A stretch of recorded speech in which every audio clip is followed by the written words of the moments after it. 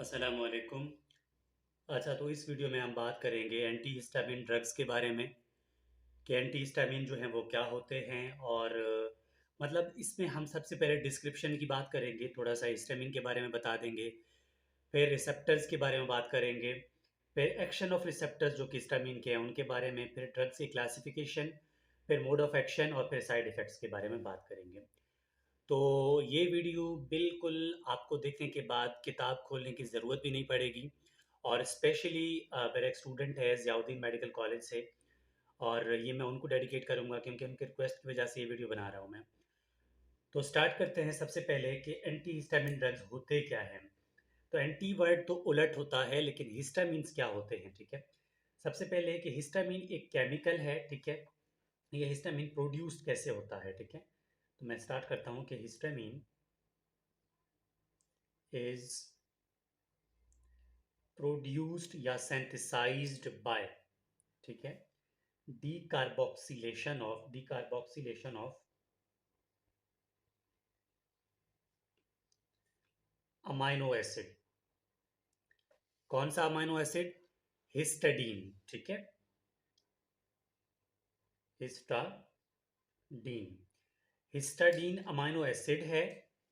इस पर एक इंजाइम एक्ट करता है, कार्बोक्सिलेज, ठीक है, डीकार्बोक्सिलेज।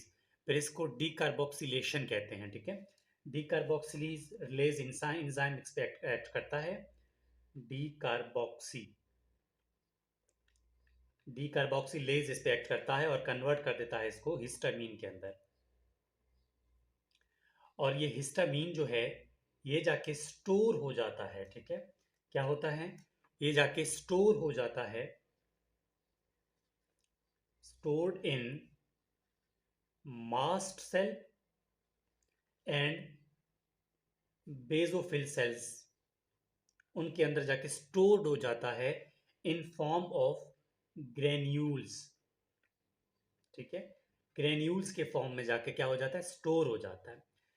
तो ये बात हमारी यहां तक समझ आ गई। मिसाल के तौर पर ये क्या है? एक मास्ट सेल है, ठीक है। एग्जाम्पल, ये कोई मास्ट सेल है, ठीक है। इस मास्ट सेल के अंदर हिस्टामिन क्या करेगा? स्टोर हो जाएगा। तो इस टाइम ये क्या है? हिस्टामिन इसके अंदर स्टोर है ग्रेन्यूल की शक्ल में। अब इसको यहीं पर छोड़ते हैं, आगे पढ़ेंगे फिर समझ आएगी। फिर बात करते हैं रिसेप्टर्स की। ये तो उसकी डिस्क्रिप्शन हो गया। हिस्टामिन के जो रिसेप्टर्स होते हैं ना, वो होते हैं H1, H2, H3, H4 and H5, ठीक है। लेकिन जो मोस्ट इंपॉर्टेंट है ना, वो H1 है और H2 है। हम इनकी बात करेंगे, बाकी इतने खास इनका रोल नहीं होता।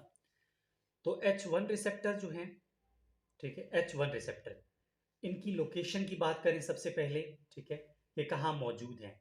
तो H1 रिसेप्टर जो है ये एंडोथेलियल सेल्स पे प्रेजेंट होते हैं। एंडोथीलियल, ठीक है। एंडोथेलियल सेल्स इसमें मौजूद होते हैं। स्मूथ मसल्स में होते हैं। एंडोथेलियल, स्मूथ मसल्स, और इसके अलावा ये प्रेजेंट होते हैं मतलब एंडोथेलियल और स्मूथ मसल्स में। एंडोथेलियल के अंदर आते हैं ब्लड वेसल्स, ठीक है। ब्लड वेसल्स तो आप लिख लें कि यहाँ पर होते हैं, मिसाल के तौर पर ब्लड वेसल्स, यहाँ पर मैं बना भी रहा हूँ साथ में। Blood vessels, B, blood vessels, ठीक है। और इसके अलावा लंग्स के अंदर होते हैं, ठीक है, क्योंकि मैं यहाँ पर ब्रोंकाई के अंदर होते हैं, ब्रोंकाई लंग्स के अंदर ही आते हैं, ठीक है। तो लंग्स के अंदर भी ये प्रेजेंट होते हैं, कौन से? H1 receptors. और स्मूथ मसल्स में दूसरा आता है यूट्रस। यूट्रस के अंदर भी, फीमेल के केस में यूट्रस के अंदर भी H1 रिसेप्टर्स होते हैं, ठीक हो गया। तो अब H21 का रिसेप्टर तो ये हो गया। अब H1 तो ये है। H2 रिसेप्टर भी कहाँ प्रेजेंट होते हैं? H2 रिसेप्टर की जो लोकेशन है ना, वो GIT के अंदर होते हैं, ठीक है। GIT के अंदर हो गए। कार्डियक यानी हार्ट के अंदर हो गए, हार्ट के अंदर मौजूद हैं H2 रिसेप्टर। इसके अलावा ये प्रेजेंट होते हैं नोज के अंदर, ठीक है। लैक्रिमल के अंदर प्रेजेंट होते हैं, जो आंसू आता है, ठीक है, उसके अंदर प्रेजेंट होते हैं। यहाँ ये और गैस्ट्रिक हमने लिख लिया ऑलरेडी। तो ये हमारे पास हो गए H1 रिसेप्टर और H2 रिसेप्टर के मेन लोकेशन। अब जो H1 का रिसेप्टर का काम है ना, एक्शन हमने लिखा कि अब हम एक्शन रिसेप्टर के बाद एक्शंस की बात करेंगे ना। तो जब हिस्टामिन ब्लड वेसल्स पे एक्ट करेगा तो ये क्या करेगा, ठीक है, जब ये डायलेशन करेगा ना, डायलेशन करेगा ब्लड वेसल्स की। जब ब्लड वेसल की डायलेशन करेगा तो ब्लड प्रेशर क्या होगा, ब्लड प्रेशर डाउन हो जाएगा, डिक्रीज हो जाएगा, ठीक है। और लंग्स पे ब्रोंको कंस्ट्रक्शन करेगा, ठीक है, ब्रोंको कंस्ट्रक्शन करेगा। यूट्रस पे यूट्राइन कॉन्ट्रक्शन करेगा, ठीक है, ये बात समझ आ गई। अब जीआईटी पे H2 रिसेप्टर में जीआईटी में प्रेजेंट होता है ना, यहाँ पर हिस्टामिन जब एक्ट करेगा तो क्या करेगा, पेप्टिक मतलब जो जीआईटी के सिक्रीशंस है ना वो इंक्रीज होना स्टार्ट हो जाएंगे। हार्ट पे करेगा तो हार्ट बीट इंक्रीज हो जाएगा। नोज पे करेगा तो मतलब नाक बहना स्टार्ट हो जाएगा, मतलब जिसको आम अल्फाज में जुकाम इस तरह की चीजें जो कहते हैं, ठीक है। और लैक्रिमल पे करेगा तो आंसू की सिक्रीशन ज्यादा बढ़ जाएगी, ठीक है। तो ये हो गया हमारे पास इनके काम के, काम किस तरह करते हैं। अब हम बात करेंगे इसके मोड ऑफ, ये हमने ये भी तो देख लिया, अब हम ड्रग की क्लासिफिकेशन करेंगे, ठीक है, कि ड्रग्स की क्लासिफिकेशन। अच्छा, तो लेकिन ड्रग्स की क्लासिफिकेशन से पहले मोड ऑफ एक्शन करेंगे, ठीक है, ड्रग्स का, फिर ड्रग्स की क्लासिफिकेशन करेंगे। तो सबसे पहले मोड ऑफ एक्शन क्या है, जो अभी मैं ड्रग्स की क्लासिफिकेशन करूंगा ना, उनका मोड ऑफ एक्शन, या फिर आप ये कह दें कि एंटी हिस्टामिन ड्रग्स का मोड ऑफ एक्शन जो है वो क्या है। Mode of action of anti histamine drugs का ये है, हमने कहा था ना कि यहाँ पर कि मास्ट सेल से, मतलब हिस्टामिन जो है मास्ट सेल के अंदर और बेसोफिल सेल्स के अंदर ग्रेन्यूल्स की शक्ल में क्या हुए, स्टोर हो गए। तो हम वहीं से स्टार्ट करते हैं, ठीक है। यहाँ पर एग्जांपल ये मास्ट सेल है, ठीक है, इसके अंदर क्या है, स्टोर्ड पड़ा हुआ है ग्रेन्यूल्स, ग्रेन्यूल्स के फॉर्म में। ये अभी खुश है, ठीक है, मास्ट सेल है।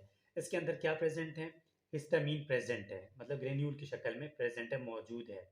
अब होगा क्या, कोई भी एलर्जी हो सकता है, ठीक है, कोई भी एलर्जी या कोई भी ट्रॉमा, कोई भी इंजरी, ठीक है, कोई भी टॉक्सिक इफेक्ट, टॉक्सिन या टॉक्सिक इफेक्ट, ये क्या करेगा, इफेक्ट करेगा, काज करेगा, यानी कि सबसे पहले कोई इंसान, कोई एलर्जी जिसम में होता है या कुछ भी इस तरह की चीज़ हो जाए, तो वो सबसे पहले मिसाल के तौर पर एक इंसान ने कोई चीज़ खा लिया, ठीक है, कोई चीज़ खा लिया, खाने के बाद उसके लंग्स पे चला गया, ठीक है, लंग्स पे चला गया। तो हमने पहले भी कहा था लंग्स पे क्या प्रेजेंट होते हैं, लंग्स पे हमने पहले कहा कि H1 रिसेप्टर प्रेजेंट होते हैं, ठीक है, लंग्स पे गया तो लंग्स के अंदर यही मास सेल्स वगैरह प्रेजेंट होते हैं।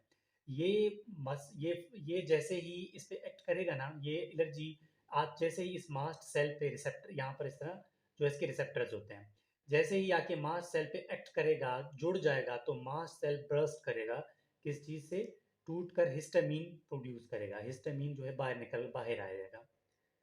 तो हिस्टामिन बाहर आ गया। अब ये हिस्टामिन क्या करेगा, ये हिस्टामिन बाहर जाकर अपने अपने रिसेप्टर्स पे एक्ट करेगा, जो कि ऑलरेडी हम लोगों ने डिस्कस किए कि H1 रिसेप्टर होते हैं और H1 रिसेप्टर और H2 रिसेप्टर्स होते हैं, ठीक है।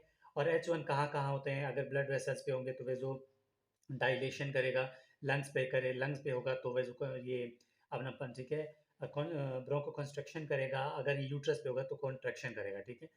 ये चीज़ें हो गई। लेकिन एक चीज़ मैं ये भी बता दूँ आपको कि एक होता है H1, एक होता है H2 रिसेप्टर, ठीक है।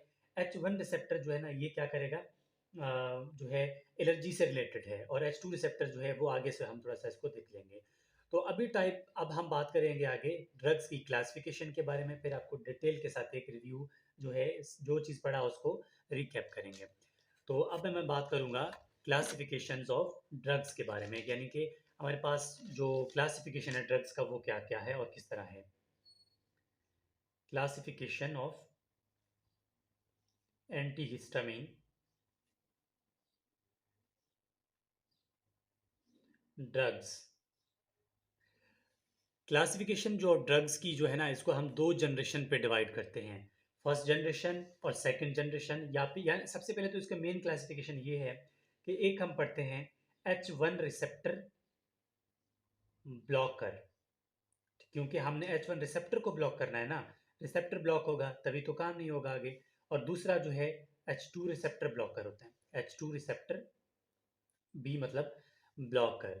अब हम इनके बारे में बात करेंगे कि H1 रिसेप्टर क्या है, H2 रिसेप्टर के बारे में हम यहाँ पर ये क्या है, ठीक है। अब जो H1 रिसेप्टर होते हैं ना, ये हम ये क्या है, एलर्जिक काज करते हैं, ठीक है। यानी कि एलर्जीज की कंडीशन में है H1 रिसेप्टर जो है ना, H1 रिसेप्टर पे कोई चीज़ एक्ट करेगा तो एलर्जी की कंडीशन में होगा। H2 रिसेप्टर ब्लॉकर, ये टोटली जो H2 रिसेप्टर है ना, ये टोटली क्या करते हैं, पेप्टिक अल्सर, जो पेप्टिक या जीआईटी जो है ना, पेप्टिक अल्सर के कंडीशन में है हम H2 रिसेप्टर वगैरह देते हैं, ठीक है। या फिर ये लोकल सिक्रीशंस को ब्लॉक करने के लिए, ठीक है।